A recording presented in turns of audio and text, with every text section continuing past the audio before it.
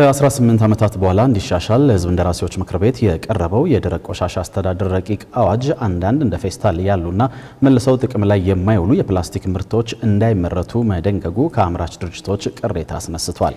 አምራች ተቋማቱ አሁን ላይ ፌስታሎች መልሰው ጥቅም ላይ መዋል ከሚችሉ ግብዓቶች እየተሰሩ ናቸው በማለት ድንጋጌው እንዲሻሻል ጥያቄ ቢያቀርቡም የአካባቢ ጥበቃ ባለስልጣን ደግሞ ረቂቅ አዋጁ መልሰው ጥቅም ላይ መዋል የሚችሉትን ምርቶች እንደማያካትት በመጥቀስ እውነታው ግን አምራቾች ከሚሉት የተለየ ነው ብለዋል።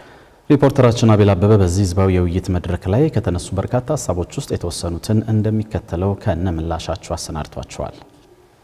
1999 ዓመተ ምህረት ላይ ወጥቶ ላለፉት 18 ዓመታት ያገለገለውን የደረቅ ቆሻሻ አዋጅ ለመተካትና የቆሻሻውን አስተዳደር ለማዘመን በሚል የተዘጋጀው ረቂቅ አዋጅ በትላንትናው ዕለት ህዝባዊ ምክክር መድረክ ሲካሄድበት ከፍተኛ ጥያቄ ያስነሳው መልሰው ጥቅም ላይ የማይውሉ ፕላስቲኮች በረቂቅ አዋጁ የመከልከላቸው ጉዳይ ነበር። ረቂቅ አዋጁ መልሰው ጥቅም ላይ መዋል የማይችሉ እንደ ፌስታል ያሉ የፕላስቲክ ምርቶች እንዳይመረቱ የሚከለክል አንቀጽ ማካተቱን ተከትሎ ይህ ክልከላ በፕላስቲክ ምርት ላይ የተሰማሩ 900 የሚጠጉ ተቋማት እንዲሁም በስራቸው ቀጥተኛና ቀጥተኛ ባልሆነ መልኩ እየሰሩ የሚገኙ 500 ሺህ ሰዎች እንጀራ ላይ አደጋ የሚደቅን ነው የሚል ቅሬታ ከአምራች ኢንዱስትሪዎች ተነስቷል። አምራቾቹ መከልከል የለበትም ሲሉ ዋነኛ መከራከሪያቸው ደግሞ በአብዛኛው በኢትዮጵያ እየተመረተ ያለው መልሶ ጥቅም ላይ መዋል የሚችል ፕላስቲክ ነው የሚል ነው። ባለም መረጃ በአመት ከ300 ሺህ ቶን በላይ በእነዚህ ከ900 የሚበልጡ የሪሳይክሊንግ ፋብሪካዎች ስፔሲፊካሊ የፕላስቲክ ቆሻሻ ሪሳይክልድ ይሆናል። አንድ ጊዜ ጥቅም ላይ የሚውል ፕላስቲክ ፌስታልን ጨምሮ ነው ሪሳይክልድ እየሆነ ያለ። መልሶ ጥቅም ላይ የማይውል ፕላስቲክ ጥቂት ነው። ካለን ዌስት አጠቃላይ ፕላስቲካችን 5.2% ነው። እነዚህ ፕላስቲኮች እያስቸገሩ ነው። በተለይ ሲንግል ዩዝ ሪሳይክል መሆን የማይችሉ ይደነገጋል። ሪሳይክል መሆን የሚችልን እዚህ ላይ የሚከለክል አይደለም። ሪሳይክል መሆን የማይችል ሲንግል ዩዝ ፕላስቲክ ግን ተገቢነት የለውም። ወዴት ይሄዳል? ይበሰብሳል እንል አይበሰብስም። ዝም ብሎ ቁጭ ማለት ይችላል ብንል እዳ ነው። ስለዚህ ምን እናርግ? መልሶ ሪሳይክል የማይሆን ሲንግል ዩዝ ፕላስቲክ መከልከል አለበት። የአካባቢ ጥበቃ ባለስልጣን የተከለከለው መልሶ ጥቅም ላይ የማይውል የፕላስቲክ ውጤት መሆኑን ቢያስረዳም ጉዳዩ ግን በተሳታፊዎች ተደጋግሞ ጥያቄ ተነስቶበታል እና እኔን መሰል በመቶዎች የሚቆጠሩ ፋብሪካዎች አሁን ላይ በተግባር ፌስታል 100% ሪሳይክል ከሚደረግ ጥሬ ዕቃ ነው የሚሰራው። ሌላ ኢንዱስትሪዎች የሚያመነጩትን ቆሻሻ ወደ ግብአትነት ቀይረን እኛ ራሳችን ያላመረትነውን ኢቭን እኛ ያላመነጨነውን ቆሻሻ ሁሉ የምናስወግደው እኛ ዲግሬደብል የሆኑ ፕሮዳክቶች ናቸው አይደለም። ለምንድን ነው እናደርጋለን? ፕላስቲኮች ናቸው የሞሉት። በተወሰነ በከተማ አስተዳደሩ ሰፊ ስራ በመስራቱ አደጋ ቀነሰ እንጂ አደጋ ተከስቶ እኮ ነበር። የምታስታውሱት ነው። ደግሞ ለመጨረሻው አጠቃላይም አለም ደግሞ የተከለከለው አስፈላጊ የሆኑትን ባለስልጣኑ መመሪያ አውጥቶ እንደሚፈቅድ ተቀምጧል። ስለዚህ እዚህ ጋር ምንም አይነት ብዥታ ሊሆን አይችልም።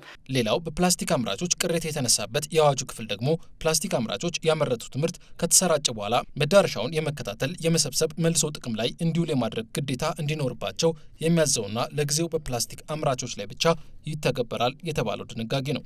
የአምራቹን ሴክተር ቪክቲም እንዲሆን ማድረግ የሚመስል ክፍተት አለው እዚህ ጋር።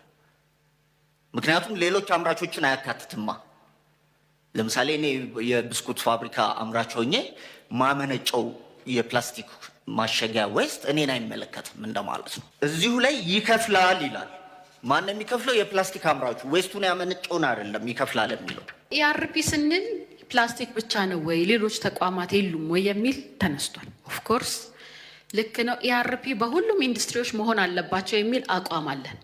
ነገር ግን የመጀመሪያውን ፌዝ በፕላስቲክ አምራቾች ላይ እንጀምር ብለን ወስነናል። ኦፍኮርስ ዩዘርስ ኃላፊነት አለባቸው፣ ፕሮዲሰሮችም ግን ኃላፊነት አለባቸው። ያንን መውሰድ ያስፈልጋል። እንዳልኩት ይሄ ኢንተርናሽናል ግሎባል ትሬንድ ስለሆነ ፕላስቲክ አስከትሎታል እየተባለው ካለው ጉዳት አንጻር ብቻ መታየት አይገባውም የሚል መከራከሪያ ነጥብ ያነሱት አምራቾቹ በኢኮኖሚ ላይ እያደረገ ያለው ቀላል የማይባል አስተዋጽኦ ከግምት መግባት አለበት የሚል ጥያቄን ሲያነሱ፣ የአካባቢ ጥበቃ ባለስልጣን በበኩሉ ፕላስቲክ ያለው ጥቅም ብቻ ሳይሆን እያደረሰ ያለው ጉዳትም በአምራቾች መካድ የለበትም የሚል ምላሽ ሰጥቷል። ይሄ የኢኮኖሚ ጉዳይ ነው።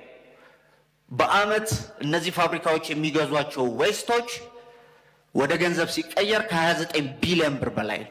እነዚህ ፋብሪካዎች ኢንቨስት ያደረጉት መዋለ ንዋይ ሲታይ ከ42 ቢሊዮን ብር በላይ ነው። የተሻለ እኛን ኮስት ማያረገን እነዚህን ሁሉ ሰራተኞች ማይበትንብን በዚህ ኢኮኖሚ ላይ ከታክስ አንጻር ከ9 ቢሊዮን ብር በላይ ቀጥታ ታክስ አስተዋጽኦ አለ። ኢንቫይሮንመንታል ኢምፓክት አላቸው፣ ኢኮኖሚካሊ ኮስት አላቸው። ይሄ ዲናይ መደረግ የለበትም። ዌዘር ዩ አር ኦነር ኦፍ ፕላስቲክ አምራች ተጠቃሚም የአሶሲዬሽንን ፕሬዚዳንት ይሄን ዲናይ ማድረግ አለባችሁ ብዬ አላምንም፣ ትክክልም ስላልሆነ ማለት ነው። በርከት ያሉ የፕላስቲክ ፋብሪካዎች ከ5 እስከ 10 ዓመት ባለው ጊዜ የሚመለስ ብድር በመውሰድ ወደዚህ የስራ ዘርፍ መቀላቀላቸውን በመጥቀስ የሚታገዱ የምርት አይነቶች ድርጅቶቹን ከገበያ እንዳያስወጡ ብሎም የተወሰደውን ብድርም እንዳያበላሹ ስጋት አለን የሚሉ የአምራቾች ድምፅም በዚሁ መድረክ ላይ ተደምጧል። ረቂቅ አዋጁ በርካታ ነገሮችን ከግንዛቤ በማስገባት መሰናዳቱን ያሳወቀው የአካባቢ ጥበቃ ባለስልጣን በበኩሉ የአዋጁ ዓላማ በአግባቡ እየተዳደረ ያልሆነውን የደረቅ ቆሻሻ አያያዝና አጠቃቀም ስርዓት ባለው መልኩ እንዲተዳደርና ለኢኮኖሚውም አዎንታዊ አስተዋጽኦ እንዲኖረው ማድረግ ነው ብሏል።